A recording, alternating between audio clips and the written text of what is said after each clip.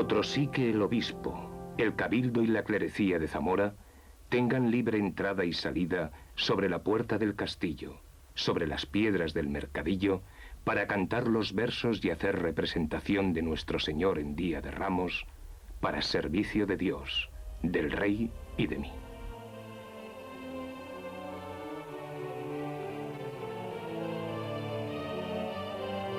Las palabras del infante don Sancho, dictadas en 1278, ponían fin a las discordias habidas entre el concejo y el cabildo catedral de la ciudad. En esta avenencia, además, sin apenas pretenderlo, se nos revela la primera referencia documental sobre la celebración de la Semana Santa de Zamora. El sentimiento religioso de la pasión, muerte y resurrección del Señor se impulsa por aquellos años desde los conventos y parroquias, alumbrando cofradías y celebraciones. Una hermosa composición litúrgica, también teatral y musical, que llega hasta nosotros. La burguesía zamorana del siglo XIX conectó con la Semana Santa de manera inmediata, encargándose de adecentarla y adaptarla a los nuevos tiempos. Aquel grupo de personas se apoyó para el cumplimiento de sus propósitos en un hombre de origen modesto, un artista sin grandes renombres ni fama, llamado Ramón Álvarez Moretón. Qué acierto fue su confianza. La imaginería de la Semana Santa tenía ya un nombre propio y una importante escuela. El impulso definitivo de la celebración se produce en 1897, cuando bajo el amparo del entonces alcalde de la ciudad, don Ursicino Álvarez, se crea la Junta de Fomento de la Semana Santa de Zamora. El espíritu de esta nueva etapa se plasmaba en carteles como este, donde además de anunciar las procesiones y actos litúrgicos, se aprovechaba la ocasión para promocionar turísticamente la ciudad. Por cierto, no faltaban tampoco las esplendorosas corridas de toros y los fuegos artificiales de Pascua de Resurrección.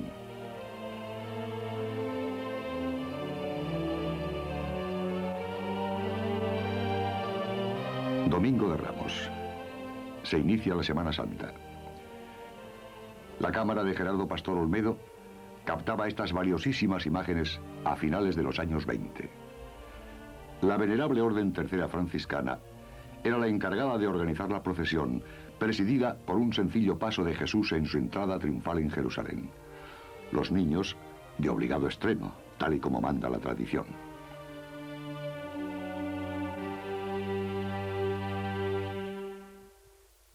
La Semana Santa era distinta.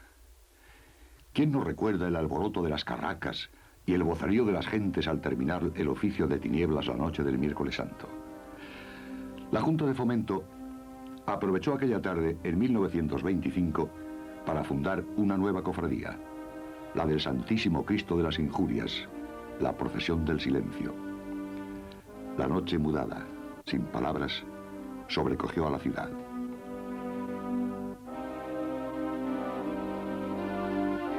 En la mañana del Jueves Santo se celebraban los oficios. Después, las obligadas 7 visitas al sagrario. Las mujeres para ello ataviadas con la peineta y mantilla españolas. Suspendidos los bailes, los cines y teatros, y cubiertas las imágenes de los templos por respeto a la liturgia del día, desfilaba la cofradía de la Santa Veracruz. La procesión partía de la capilla de San Miguel, adosada a una de las portadas de la iglesia de San Juan de Puerta Nueva.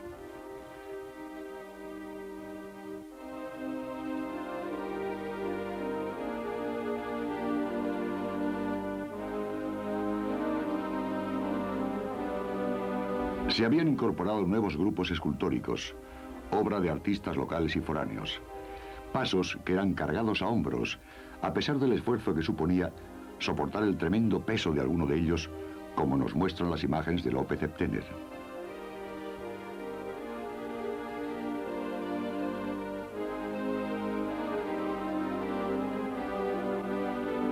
Hasta 1942, procesionó esta antigua talla de la Virgen del Calvario, primero al descubierto y después bajo un solemne palio.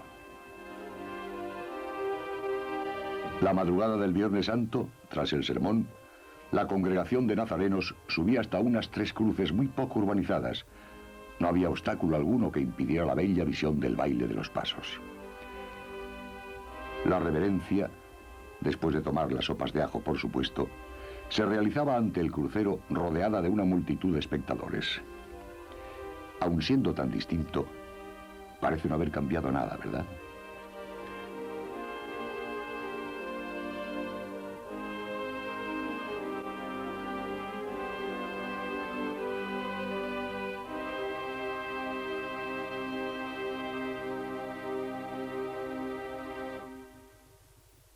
Algunas de las marchas procesionales de mayor arraigo en nuestros días fueron por entonces estrenadas. La Junta de Fomento contrataba a tal efecto bandas civiles y militares de diferentes partes del país. En 1937, la marcha fúnebre de Thalberg acompañó por primera vez el baile del 5 de copas. Nadie se esperaba la impresionante reacción popular que tendría aquella música. El entrañable maestro Aedo dirigió durante años a la joven banda provincial de Zamora, fácilmente reconocible por los largos abrigos que llevaban sus componentes.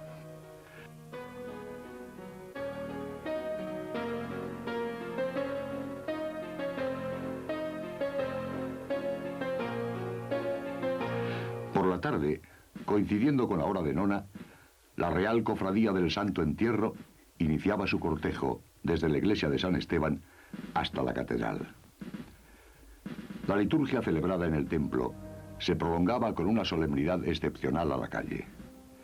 A la procesión acudían las autoridades civiles, militares y eclesiásticas de la ciudad, algunos, como vemos, protegiéndose del fuerte sol de la tarde junto a la verja del Teatro Nuevo.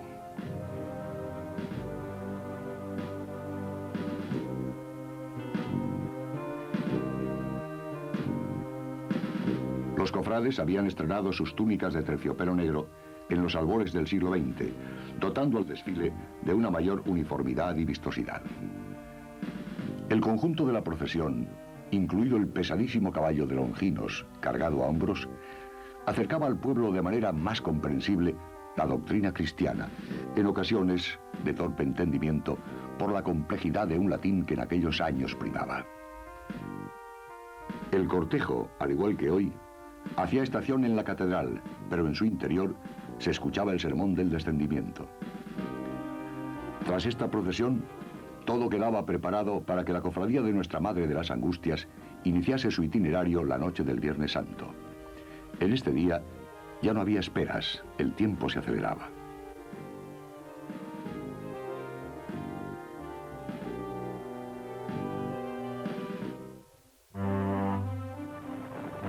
La política nacional influía de manera decisiva en la Semana Santa. Si la Segunda República causó un retroceso importante en ella, ¿qué decir de la guerra civil? La contienda supuso un colapso, una violenta parada. Algunas cofradías no salieron a la calle por miedo a los disturbios, y la escasez de papel hizo que se repitieran carteles anunciadores de años pasados. En una mañana de Viernes Santo, ante lo que parecía una tremenda explosión en la Plaza Mayor, la gente huyó despavorida, abandonando incluso los pasos. El incidente no fue más que un susto, pues la causa del estruendo fue la caída de un bombo al suelo. Y es que los tiempos no estaban para bromas.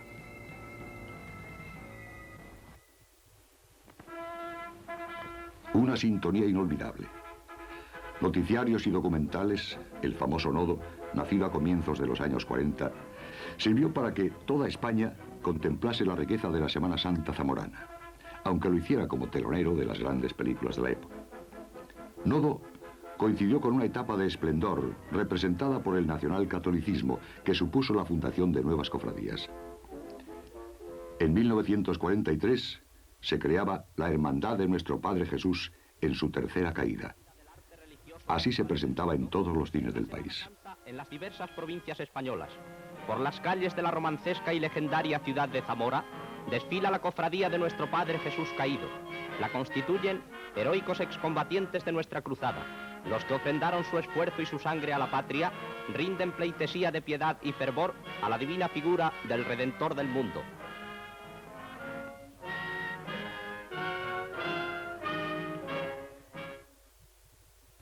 En el seno de Acción Católica, un grupo de jóvenes, impulsados por su sacerdote, don Antonio Alonso, proyectó una hermandad con un acento diferente a las existentes.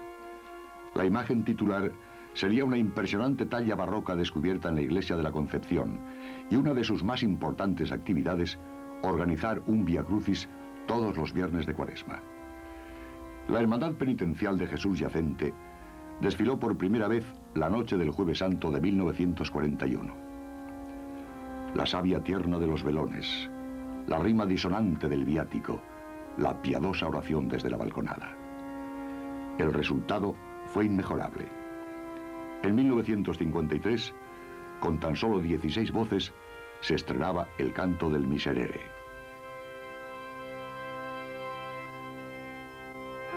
La Junta de Fomento, convertida ya en Junta Pro Semana Santa de Zamora, había apoyado la idea de esta fundación, pero no desechaba otros proyectos. Tiempo atrás, los vecinos del barrio de San Frontis habían pretendido sacar en procesión la imagen de un Jesús Nazareno que veneraban en su iglesia. Cuando esto fue una realidad, la Junta decidió que la procesión popular que acompañaba a la imagen hasta la catedral, la tarde del Domingo de Ramos, tuviera un regreso a su barrio mucho más oficial, estableciendo para ello la Cofradía del Jesús del Vía Crucis en el atardecer del Martes Santo. En la misma década de los 40, la más fructífera de la Semana Santa, la Virgen de la Soledad y sus damas se convirtieron en las protagonistas de la tarde-noche del sábado, en aquel momento más de gloria que santo, celebrándose la Vigilia Pascual por la mañana. Era el gran día del ayuno y la penitencia.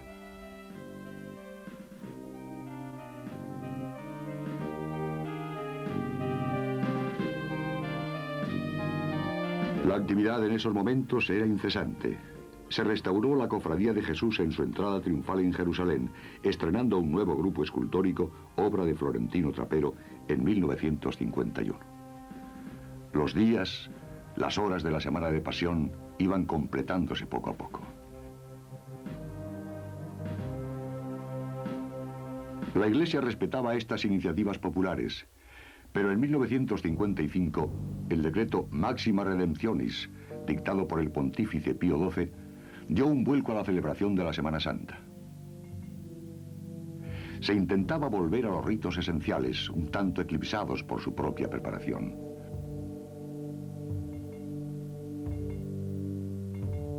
Uno de los mayores conflictos vino suscitado por el cambio de los oficios de la mañana a la tarde, coincidiendo por consiguiente el horario de salida de algunos desfiles procesionales con el de los principales actos litúrgicos.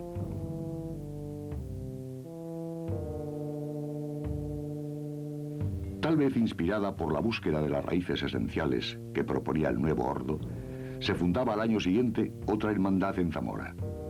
Su nombre lo decía todo: Hermandad de Penitencia. Locos llamaron entonces a sus fundadores.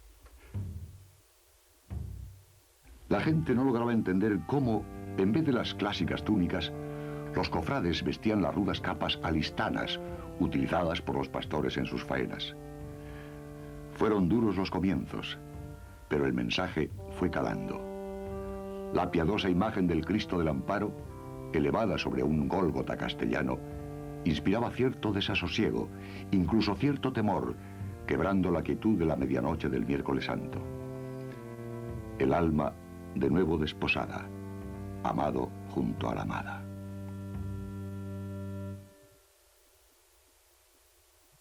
En la recta final de los años 50 y comienzos de la década siguiente, la Semana Santa de Zamora entra en un claro declive.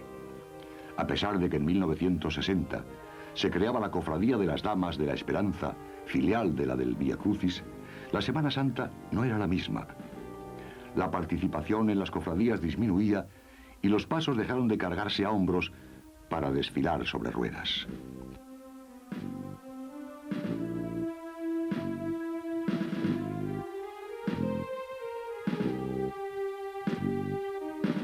En estos años de confusión, la Junta Pro Semana Santa, impulsada por el esfuerzo de la Cámara de Comercio, creaba el Museo de Semana Santa. Superadas las críticas de algunos sectores, imágenes y grupos escultóricos fueron depositados en él de cara a su mejor conservación, convirtiéndose en una obligada visita para los turistas. El 9 de septiembre de 1964, el museo abría definitivamente sus puertas.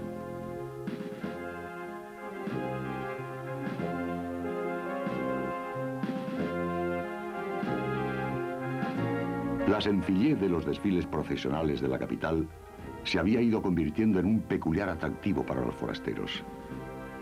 Gracias a las retransmisiones televisivas, que ya comenzaban a despuntar, las imágenes estelares de la Semana Santa de Zamora llegaban a todos los hogares de España, es decir, al menos a aquellos que contaban con tan ingenioso aparato. Las cámaras de José Luis Viloria y de Ángel Quintas contribuyeron también en gran medida a esta difusión.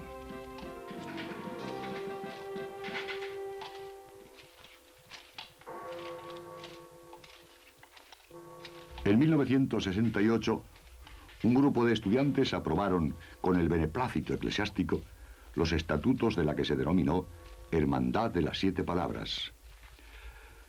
Su primer itinerario, recorrido por unos 80 hermanos, fue definido por la prensa de la época como especialmente severo, debido a la dureza de las rúas y cuestas escogidas.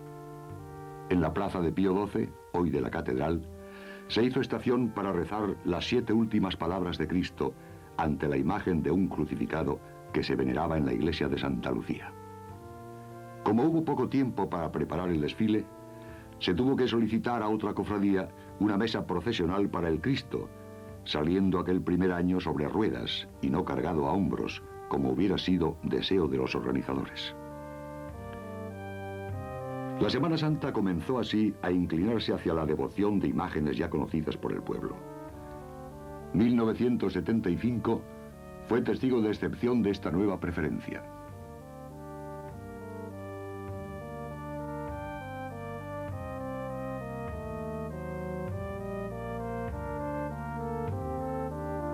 La Hermandad del Santísimo Cristo del Espíritu Santo y la del Santísimo Cristo de la Buena Muerte completaban con su nacimiento el tiempo de la Semana Santa zamorana. A pesar de su modernidad, ambas evocaban la religiosidad del barroco, transformando las calles en armoniosos claustros. La primera de ellas eligió para su salida el viernes llamado de Dolores, y aunque resultase algo paradójico por su juventud, contaba con el Cristo más antiguo de cuantos procesionaban en Zamora, lo que imprimía un fuertísimo carácter a la hermandad.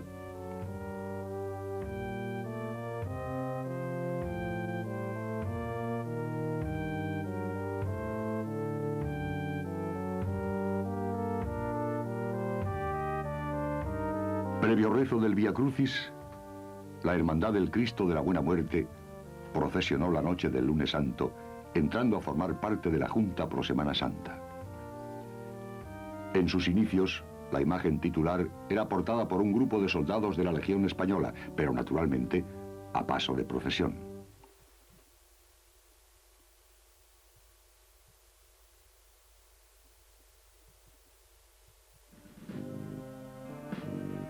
En los años 80, apenas han pasado los días, la Junta Pro Semana Santa alcanzó un logro excepcional.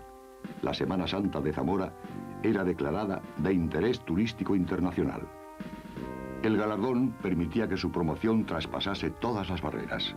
Sin embargo, no se olvidaba la difusión a nivel nacional, y en 1988, la primera cadena de televisión española retransmitió en directo la procesión de la Real Cofradía del Santo Entierro.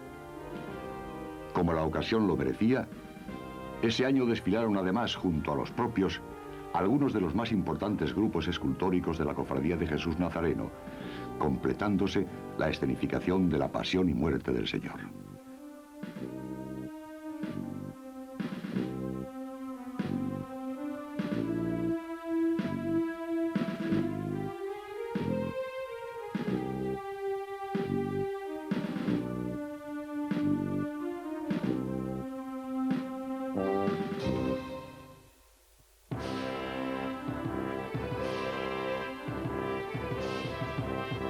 La historia de la Semana Santa de este siglo culmina con un homenaje a ella misma, con un recuerdo a todos los que hicieron posible la celebración. A muchos de ellos los hemos ido viendo a lo largo de las imágenes que el cine nos ha legado.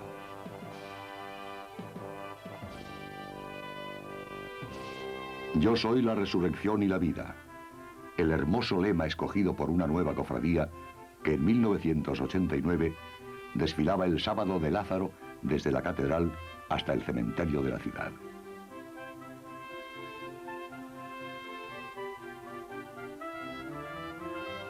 Después de la pasión y de la muerte, el gran día de la resurrección. Antaño, la vigilia pascual se celebraba a la víspera por la mañana, en vez de por la noche, perdiendo un poco el sentido del paso de las tinieblas a la luz y aquellas otras simbologías hoy recuperadas. La ceremonia del encuentro en una abarrotada plaza mayor seguía siendo el momento estelar.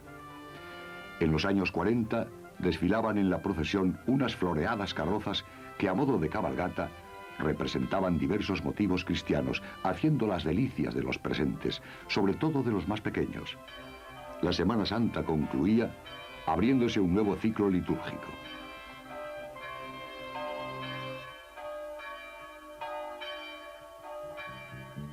Y nos queda el epílogo, una obligada reflexión.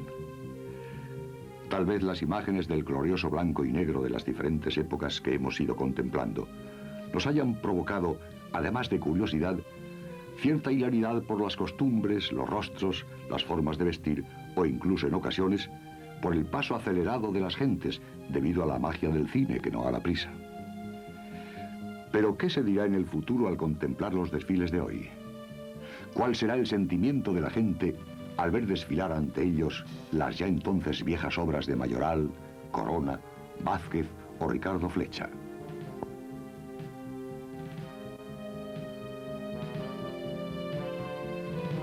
El tiempo también pasa para la Semana Santa.